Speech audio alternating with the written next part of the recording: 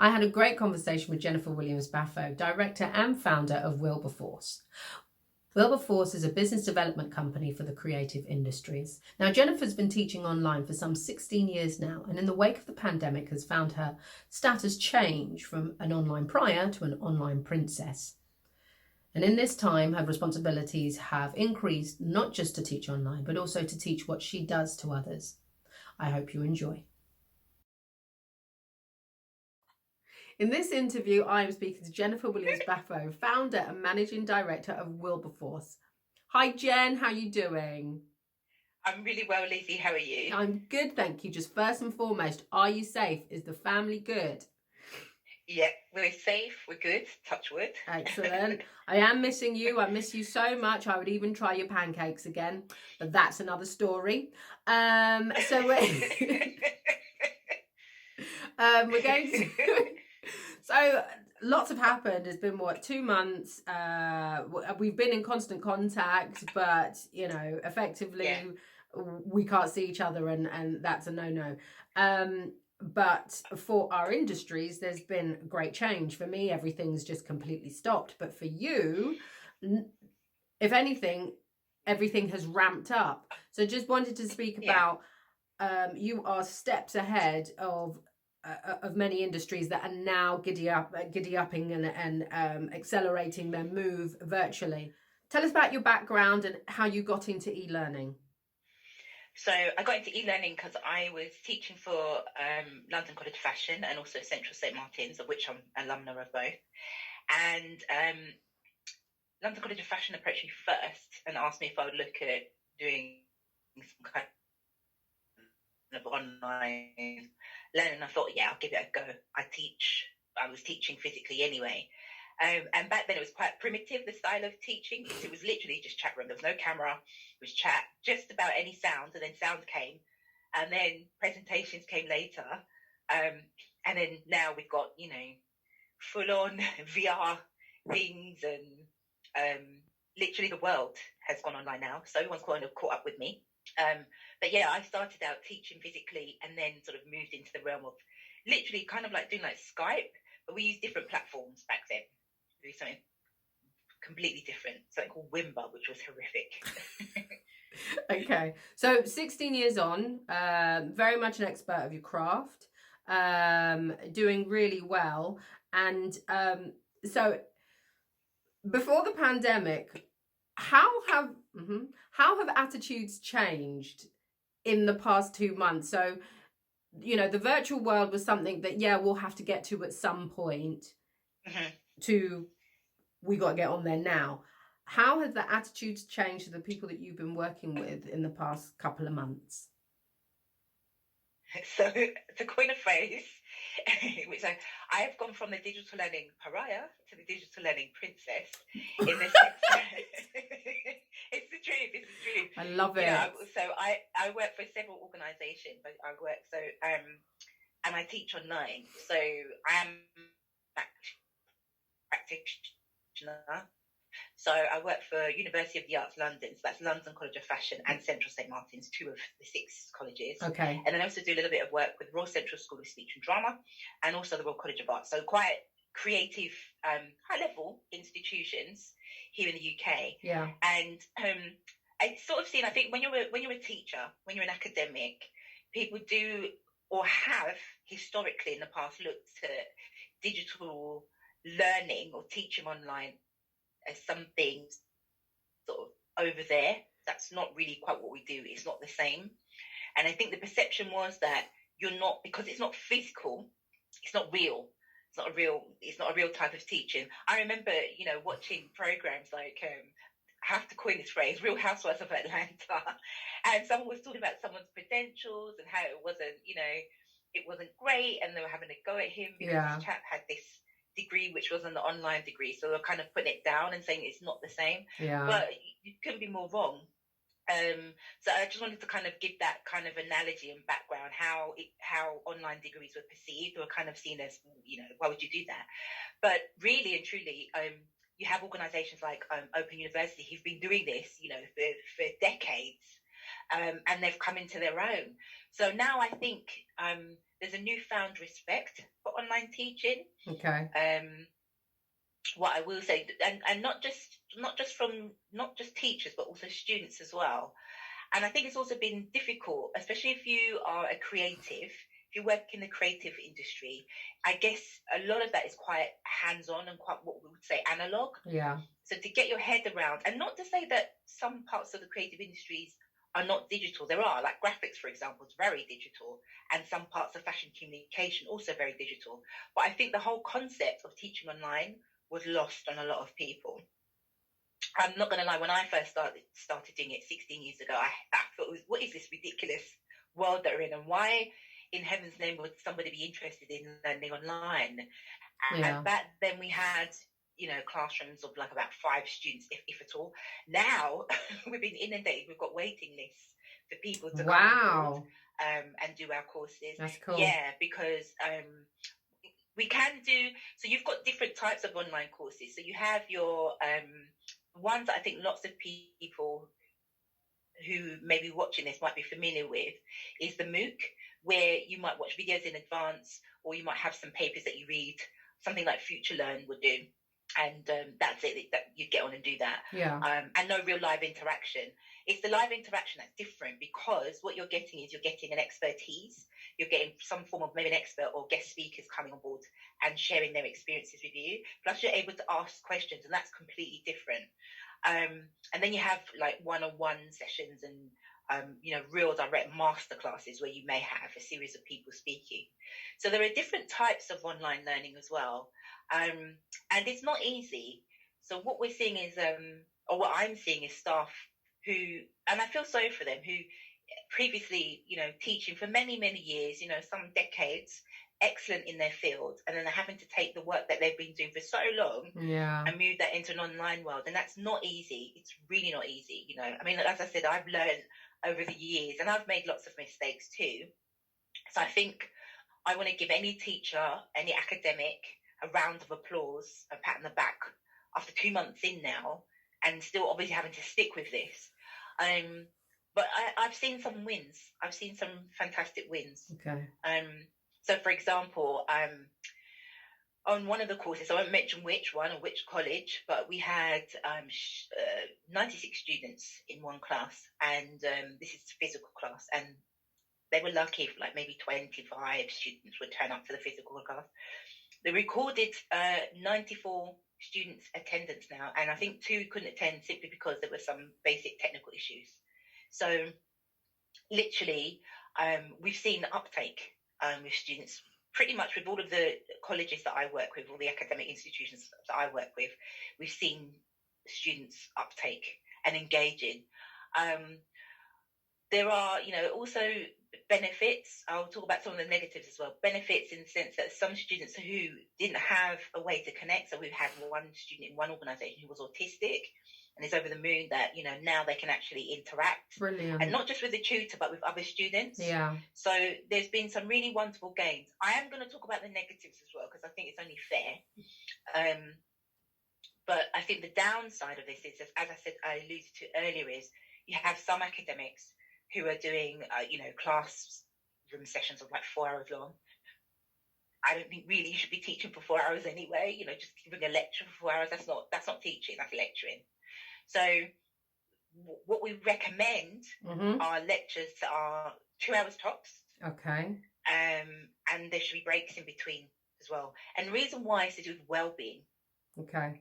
We're now on our screens and our digital devices more than ever now, I mean, for me, I have very long days, 10-hour days.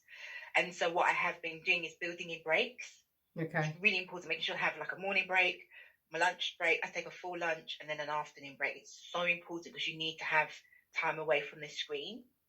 I don't have them more than I should do, but glasses, I never used to wear glasses, so I wear glasses now, anti-glare. And then your good old cucumber at the end of the day, having, because your eyes are strained so much. Yeah. You can have cooling pads, but cucumber will do it just as well. If you've got that in there, I recommend putting that on your shopping list. It'll do just as well. So it's really important that you think about your well-being as well as your audience. And in this case, it's our students. So trying not to do things. But I guess if you don't know any different, So there are different types of techniques that one needs to think about. What's the material that you would share with a student? Is it a reading? So get them to read it in advance rather than you reading it online to each other. There's nothing more boring than that. And then you can come into the room and discuss it. And I think, if someone doesn't tell you or advise you, then you're just, and I'm not going to lie, I do feel for some of these academics, some who just don't even engage on a technical scale. So, for example, a couple of the institutions I work with have got performance. And performance is quite interactive in terms of the physicality, and so that there's a barrier there now because of this, digital realm that we're in. So how do you overcome that? What are the things that you need to do? So that can be quite difficult, So again, people have to sort of adopt. And then on the other side, I do think that what academics can do is be a little bit more kind to themselves, because students, ultimately understand that we're all in this situation together. This isn't just you and them. This is the entire world. This is force majeure, if we want to call it something. Quite right. Yeah. You know what I mean? So you're not on your own. You're not there, and there is help and people out there that can support you. But I think what they do need to do, first thing I'd say to academics is go easy on yourself. The students do understand. Those are really great takeaways in that. I understand the well-being. What was funny is when you said I build in breaks and you take a full lunch break. Now, I know the majority of people that are going to listen to this know that lunch was a quick old sandwich just before you jump on the chat. If we're honest with ourselves, well-being was certainly not any priority whatsoever as in either of our industries, whereas it's about getting the work done. You stay until it's done. And it's really great to see all these associations and all these groups set up for the well-being. So that's one really positive that's gone that's come to par, and everyone actually taking heed to all these little things that we should have done anyway, but now become more apparent. In terms of like performance and the physicalities of, I don't know, for me, presentations are very much just stick to the PowerPoint, talk about it, make sure it's interactive, and then questions within a meeting. But if there is like woodwork or anything that needs the hands, or you have to explain something, I see my husband watch these YouTube demonstrations and so forth, and it's mind-numbingly annoying. As much as he loves them, it's not for me. So for those that are interactive, for those that need that person-to-person contact, what tips would you give for the move from physical to virtual? Teachers and students. Okay, for academics, I would say don't try to do too much. I think there's this perception that because we've moved and they've knew that you're on stage, so therefore we're seeing. I'll give an example. One of the platforms that we use allows you to put students into groups, and this tutor wanted to put all these students into groups. I was thinking, okay, have you tested this out? And they're like, no. So I was like, why would you do that to yourself if you've never tested it before? Yeah. Because you have to get used to the technology as well. And I think, don't get me wrong, I think students are going to be very forgiving but if you keep doing it, so the first thing I would say is any ideas that you have, test it out with a colleague first. Yeah. And that's the first thing that I would say. And if you're fortunate enough to test it out with a student, if students will allow you to do that. Let me flip it on the other side. For students, I would say very important, again, to think about your well-being. You don't have to have your camera on. This is the other thing. There's this perception that because you're going into an online classroom, you need to be seen. Yeah. If you're feeling uncomfortable about that, again, because we are living in this digital age. Doesn't matter what age you are. Okay. Yep. Whether you're whatever, we are all, or a boomer, we're all online. So there is this perception that we need to be front and center and to be shown, and we need to be online. And no, if I think this is something to sort of think about. You don't need to have the camera on as long as you're present and you're listening and you're engaging in the classroom. Because there's this, everyone keeps talking about Zoom and I need to see your face. I'm not going to lie, you do need to have the visit, to see, to engage. That does help. But there are things that you can do. So, for example, flipping it back to the teachers, podcasts. You could create a podcast of, I don't know, it could be a lecture on, I don't know, performance in the 18th century, for example. And you could create a podcast, just a recording. It could be a conversation between yourself and someone else. And then you share that with students. So there are little things that you can do to kind of, help yourself, and students will appreciate that. Just because we're all at home, that doesn't mean that we're not busy at home. There is, I think, also that's the other thing I want to say is that, and now I'm going to flip it back to students, or actually maybe everybody, because we're at home. Not everybody's got the luxury of being, having their own room or a private space. They might have to share a room with siblings or family members. So we need to kind of be mindful of that. Something that's happened with me, for example, not everybody's got fantastic Wi-Fi. I mean, I live in the centre of London and you would think that I would have robust Wi-Fi. I do not. I've had to do very interesting things to get Wi-Fi, using somebody's flat whilst they self-isolate somewhere else, so I've got access to decent Wi-Fi. So there's all of these things, perceptions that we have, preconceived ideas. Mm-hmm. So the other thing I would say to academics is to ask your students we did one of the organisations I work with, as soon as COVID hit, we carried out a survey for staff and students to find out several things like what access to equipment do you have, what access to Wi-Fi do you have, whereabouts in the world are you? Because a lot of our students flew back. We have a lot of international students, so they flew back home naturally because they want to be with their parents. Yeah. So that's really important, and people don't think about that. So I think before we, what I've seen, we've seen these staff members, academics running off to do all sorts of things. I think, hang on a minute, who are the stakeholders here?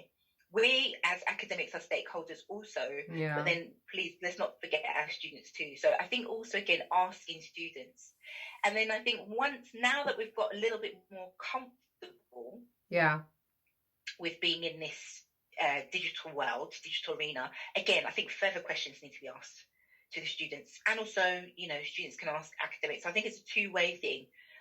What would you like to see more of? What would you like to see less of? So again, I'm not going to lie, but a couple of academics doing this, I can see, they've got these like 4-hour sessions. So I'm having to go and talk to them and say, well, actually, go easy on yourself. You don't need to do 4 hours, 75 minutes tops. Students will really appreciate it. There's things like give them a podcast to listen to, or then a video to go and watch. And that brings me up to things like resources that we have. I think what's interesting as well is that academics are now beginning to realise the different types of resources that they have access to. So we have an amazing e-library at UAL, and also Royal Central School of Speech and Drama and Royal College of Art. Absolutely fantastic. And what they're now doing is certain books that perhaps we would have access to physically, we can now get online. So you've got Bloomsbury, you've got Fairchild, you've got EBSCO, all these organisations who are now offering up new versions of ebooks where they may not have been made available before. You can get access to them now. Things like using Microsoft Teams. I can't believe I'm saying this, but I think it's a really good tool. I had a colleague, I do want to bring this up because when this first hit, I had a colleague ask me what's the best tool to use, and I sat there and I won't say the one we shouldn't use, but I mentioned Skype, and she seemed quite disappointed in that. And I sort of said to her, we'll come back, because there is a reason why I said Skype. Skype is going. Skype is going to assimilate into Teams, and Teams is a fantastic tool and resource because you've got literally everything that you need there. You've got your calendar, which you probably use, your email, all your files. If you have Microsoft Office, you'll have access, obviously, to OneDrive. You'll have access to things like Stream. Stream is the tool that you use to upload video.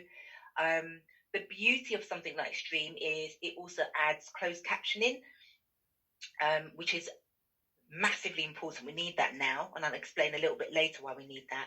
So there is all these wonderful tools that we have, and I'll share with you the digital fluency guide. I'll make sure that you have the contact details for that. Please. It's a guide that I put together with some colleagues of mine. I'll sort of pull it and show you. And this is the old version, so I'm going to send you the new up-to-date version. Brilliant. What it is inside here, being digitally fluent, I think, is what has made people a bit frightened. Those people who may say that they're technophobes. And make no mistake, being a technophobe doesn't mean that you're of a particular age. There is a perception that if you're a millennial or you're a Generation X, that you're a wizard with technology. That's not true. Let's get that out of the way. My dad's 88. He's fantastic. So it runs across all ages. Please let's not start boxing people saying that, oh, because you're young and you've got an iPhone, you're brilliant with technology. That's nonsense. Some people don't want to learn that way. But what I think will help you to get over the anxieties to be digitally fluent. And being digitally fluent means understanding things like, so in here we've got things like keyboard shortcuts that you can learn. I don't know everything. I'm always learning. The other day I had a tutor who was showing me how to zip a file. People make assumptions about me that I know how to do everything digitally. I don't. I think what makes me digitally fluent is that I'm open to learning about digital techniques. I think also as well, there are so many platforms. I mean, there are some in here that we share with you. We've got some nice do's and don'ts, simple rules in here, which will really help you. So it's a really good guide. And it was written with 4 of my counterparts at University of the Arts London. Simple things, even in here, like understanding images. And then we've got at the back here, which I think is going to be really useful for everyone, is free image websites, etc., and free tools that you can use to make your life a little bit easier. I won't go into all of them, they're all in here, so do go and have a look at it. I also sort of shared it on my LinkedIn as well. It's a great little guide. I'm quite proud of it. That's a really nice thought, that everyone's learning. Never ever think that you know everything, and never ever think that anyone knows anything, and that's really looking forward to taking a look at that booklet. So I will make sure that everyone has access to that afterwards. In terms of your tips and advice, in terms of ways of engaging your students so that you're not lecturing, you're not sitting there and just speaking at a video, and also things that lighten the space and allow people to want to view as opposed to try and do something else whilst they're listening to you, like gamification. Is that something you subscribe to? What are the tips and tricks you can offer us? So basic gamification, so games, I would say things like polling, that's the basic one that you can do. You can do like little quizzes like yes or no. There are things like Mentimeter. If you've got like the full Office 365 suite, you've got polling on there that you can use. It really does depend. Most of these online platforms like Zoom, Bongo, if you are an academic institution and you've purchased any of these, they will have that functionality built in. I think it comes as standard, the polling with Zoom and also Office 365 and things like Bongo, Big Blue Button. And it's generally just like having a quiz, and it's nice to have a bit of a break. And it's a little bit of fun. And then also, you don't even need to have polling. You can do it anyway. You can just think of 10 questions, and you can share the questions in advance with the students. They can go off and do their research. You come back, and it can be on anything. It can be on, pop quiz. Could be on, if you're doing fashion, it could be on the fashion cities. It could be on absolutely anything. And then you build that into the lesson, and you can time it as well. I mean, there are different ways that you can time it. You can obviously use your smart device. Some of these online classrooms have got countdown clocks. And then you just really, you just do it as a quiz. That's a nice icebreaker, I think. Other top tips, I think, headphones. So most people have your smartphone headphones, like which come with your, your smart device, like these. The problem with these are built to pick up they pick up a lot of background noise. So if you've got someone in your background, they'll pick that up. So if not, these are fine if you're doing like a meeting, but if you're doing a private tutorial with a student, they might not want that. They might not want, whoever's in the background. So I always say to people, get these. These are like Plantronics. Do your best Janet Jackson, Britney Spears, impersonation, whoever. And no, honestly, I mean, where I live is a little bit noisy, so these are noise cancelling, so they're fantastic. You know, I need a new pair, so but these are really good because it blocks out noise for me, and that's the other thing. You can get distracted as well by what's going on around you. And the other thing is brilliant. You're not picking up. I mean, there's a car that's just gone by, you playing noisy music, and I know you can't hear me. Not a sound. Fabulous. Yeah. So that's one thing, and that's going to help students as well. I think engaging with the students, this is for academics, it is quite exhausting being online. So this, again, that tip of not making the session too long. Yeah. I like to try and be a little bit high energy because it helps me.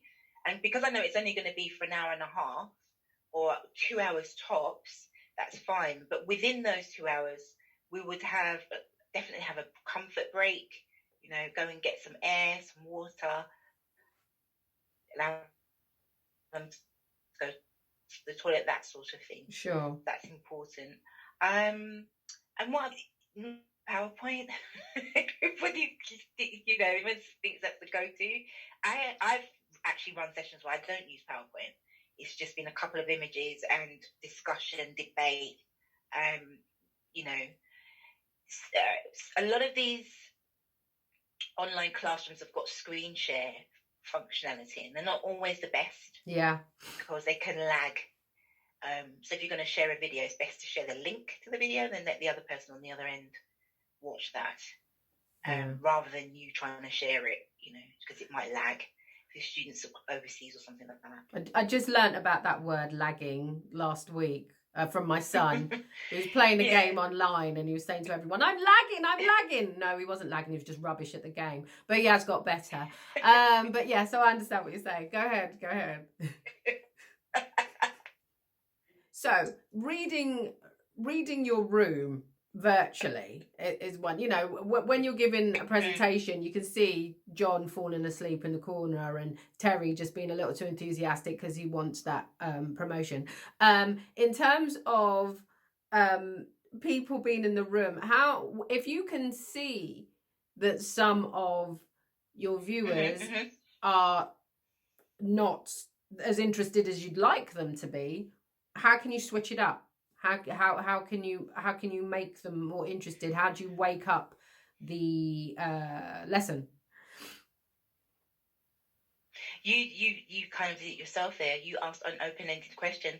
I think if you keep everything who, what, where, when, how, why, it's going to help. Okay. Of course, addressing the students in the room. You know, if you can see them falling asleep, then, you know, what do you think, John? Or, you know, how does that make you feel? Or, you know, so those types of open, because what that will do is it will automatically elicit a response, and it's not going to be like, it's not like if you ask a closed-ended question was, you know, did you think that was interesting? No. And then that's it. So if you pose it as an open-ended, always, I use that a lot. And also as well, as you said, reading the room, listening is key. So I'm listening for your cues because I know that sometimes my Wi-Fi can be awful. So that can also have problems. So trying not to, can you hear me? Because that can be really irritating. How is this coming across? You know,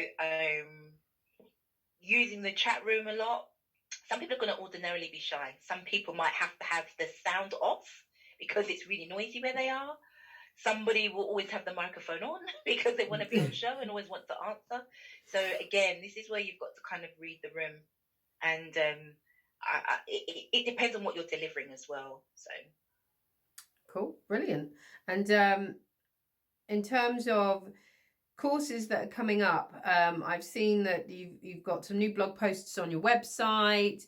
Things are really moving forward. Really exciting stuff. I'm very excited. I mean, in terms of part of your courses, especially in fashion and manufacturing, it also includes a visit to a factory, which is a huge source for any student going to see how, you know, space is used, you know, consistency of movement and people, that's not what I wanted to say. You know, how they work, the consistency in maneuvering, etc. How are you, in the instance that we can never do that again, how are you going to input that into the virtual space? For me, I think it's because I do it anyway. It's nothing different. Yesterday, Sadiq came online. He answered the questions. We did what we needed to do. I think it's also because Sadiq and I've been doing it for such a long time, this online. He wasn't phased at all. So there are some techniques which, you know, I'm happy to share at a later date with people. If they want to come in the course, I can do that. But you know, there are. I don't want to say too much. There's some interesting things I'm doing with Royal Central School of Speech and Drama, where we're looking at more like a virtual, more of a virtual. I don't want to give away too much experience on that front, which is really exciting. So I think that's something that I'm looking at. Again, also the how-to. How do you do this? All of my courses at the moment, 6 of them, they're all to do with fashion, creative industries. But again, because my other job is to actually teach academics how to do this style of work, I will be delivering some courses which are coming up, you know, details of which will be on the website. So things like, you know, thinking about well-being, thinking about accessibility and inclusion. You know, what do you need to think about when you're delivering these online sessions? Again, it's really interesting to just sort of see, you know, I've seen lots of organisations who've connected with me historically and said, yeah, you know, we need to do this, and then they go off and do a webinar, and I'm like, it really isn't that. It's not a webinar. It really is not. It is not a webinar. They're thinking that, yeah, you know, it's going to get on Skype and everything. It's not. Yeah. There really is a lot to unpick. So I will be sharing a lot of that with people. You know, how do you do that? But the first thing, like I said, is get digitally fluent. This is going to really help you. I just think, you know, just get yourself used to using digital tools and basic things. I mean, most of us, not all, some people don't. Most of us have got some form of a smart device. So just sort of thinking about that as well. And then also just another little tip I'd give to people as well is just not being a slave to the devices as well. Just not sort of thinking that you have to be on show all the time. You know, I mean, I'm not gonna lie, I've got a lot. I was clearing up today, and I was thinking, oh my goodness, I've got three iPhones. I've got an iPad, 2 MacBooks. No, 3 MacBooks. Sorry, 3 MacBooks. And a partridge in a pear tree. Great. Yeah. And I was thinking, yeah, I am a bit digitally fluent. And I've got another MacBook, a new MacBook coming out, and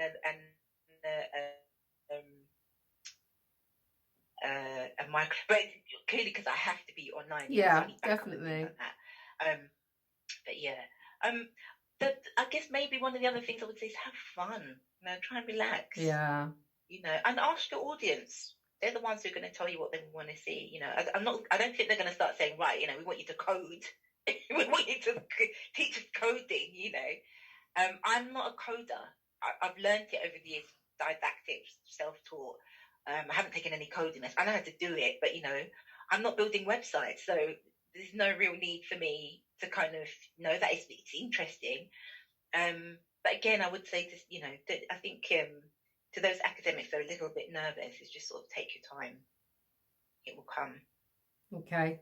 So it's good to know we do have that time. Just don't think.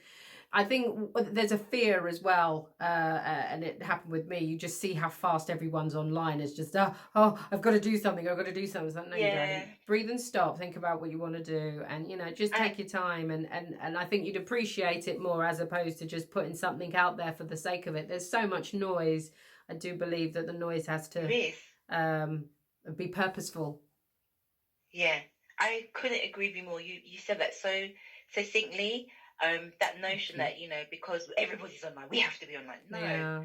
I'm quite private. A lot of people have sort of said, I've been Googling you and trying to find this and that out about you. There's bits and pieces, but they're like, it's hidden. it's all within the institutions, because that's what I do. But yeah, just in terms of the, you know, and also as well, I think the other thing that people need to look out for is authenticity. It's very interesting to sort of see what the bloggers, you know, the influencers, quote unquote, are going to do now. You know, they're not traveling. How are they going to turn that around? How are they going to be more interesting? Yeah. You know, it's not the same.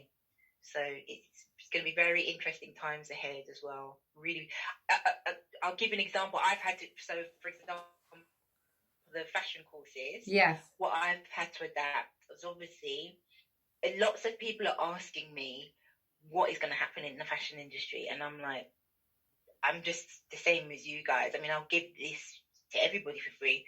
What are we doing less of? We're not buying, what are we buying more of? We're buying more food. We're buying less clothes.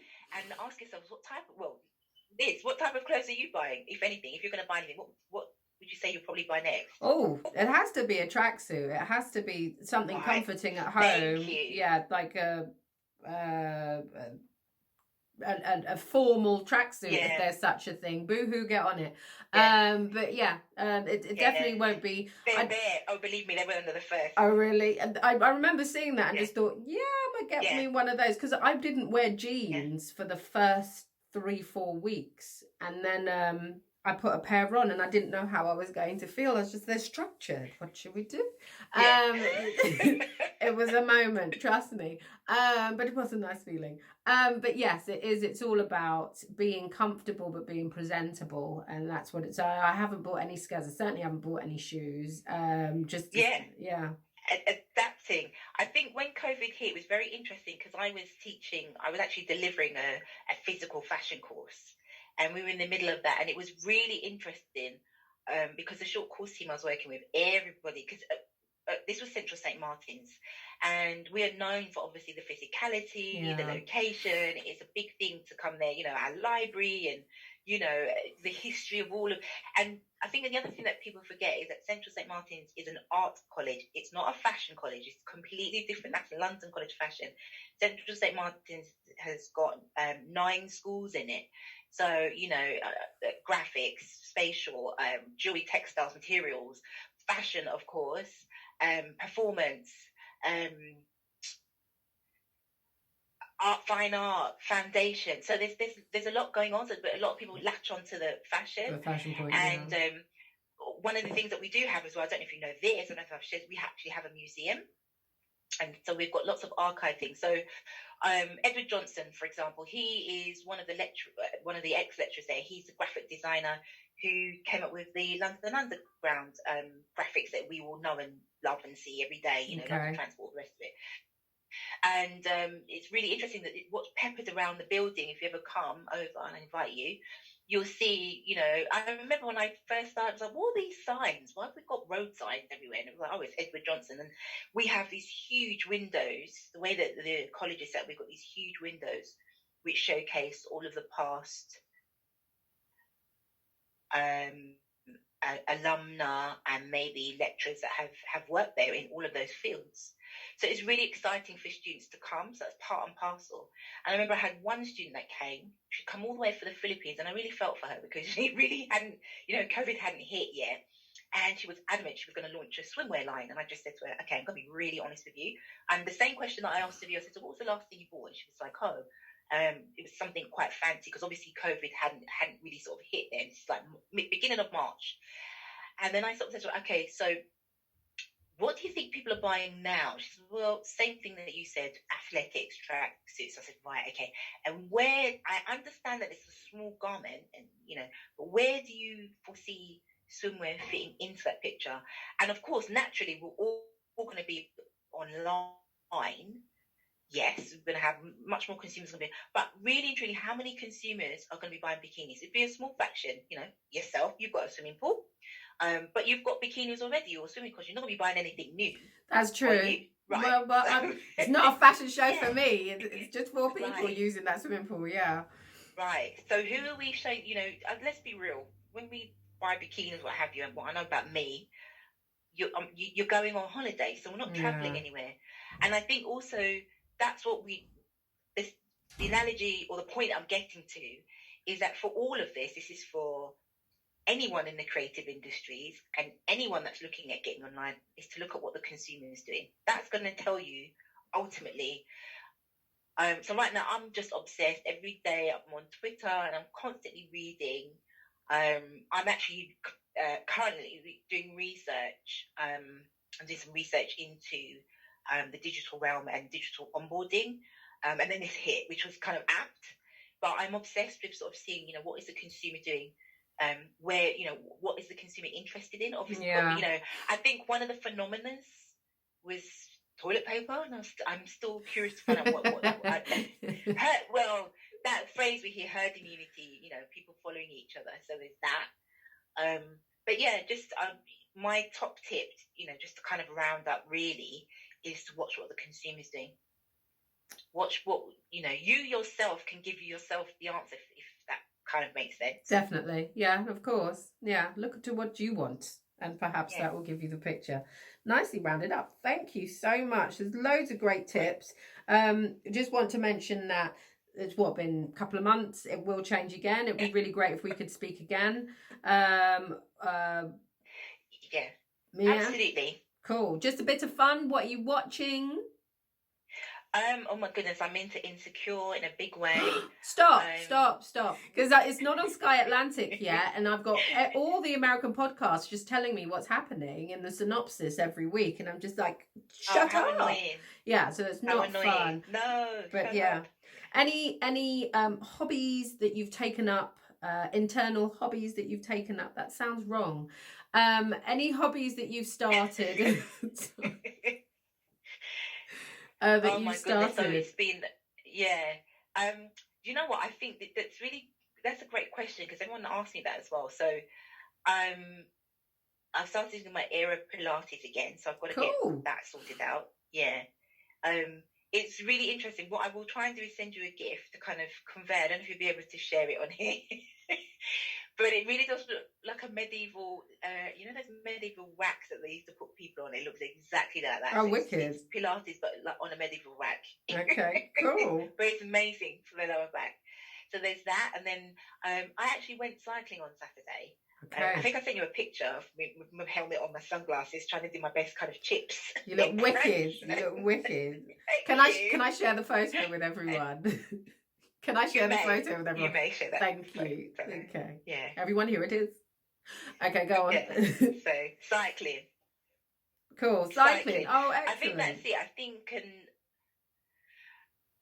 and then in a random, about a month ago, it was very random. I think I can even actually show you. I haven't done this in a long time, so I think even you might be a little bit impressed with me. I actually drew. I actually did some designs. Bag designs. Oh wow. BAG, not bad, bag. So I haven't sketched in a long while. So I kind of went into my layout paper, and I kind of I went back to basics. So yes, like I do work in fashion. People sort of think, oh, am I designing? No, I'm not. My role in fashion is more to help people.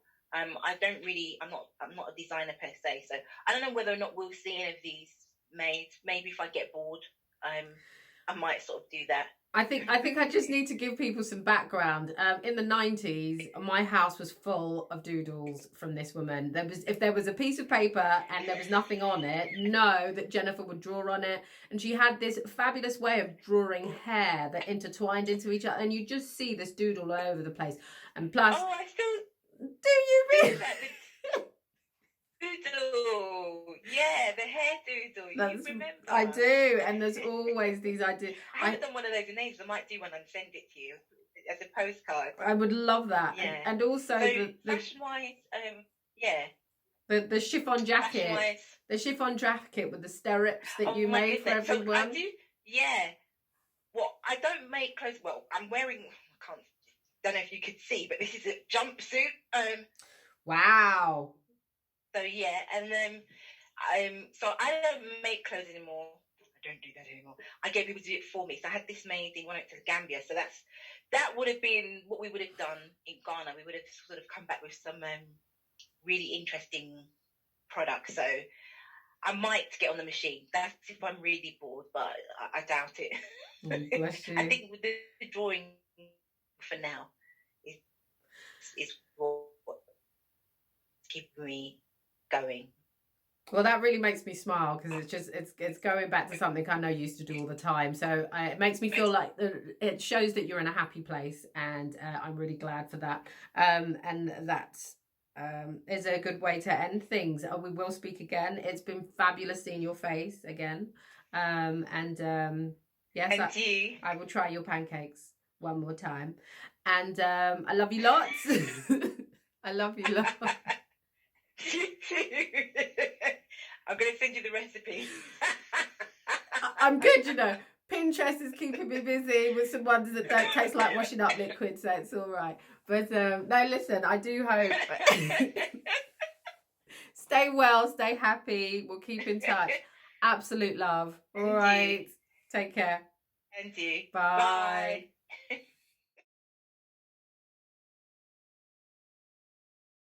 Thanks for watching. I hope you enjoyed this interview. If you'd like to be alerted of the new interviews coming up in our series, please feel free to follow us on LinkedIn, Instagram, and Twitter. Our ID is 15Rocks Limited.